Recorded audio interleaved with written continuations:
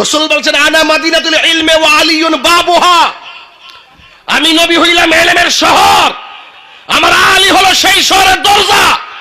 নবী যদি সেই শহর হয়, রানী খান জানতে চাই ওই শহরের নবী যদি ইলমের শহর হয়, সেই শহরের গভীরতা কত তুমি কি জানো?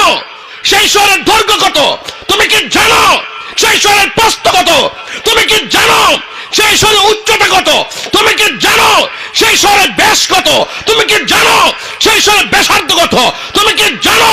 সেই পরিধি কত তুমি কি জানো? সেই এলেমের ওজন কত তুমি কি জানো? এই জন্য আল্লাহ বলছেন আল্লামাকা মালাম তাকুন তালাম, ও বন্ধু আমি আপনাকে এলেম শিখাই দিয়েছি।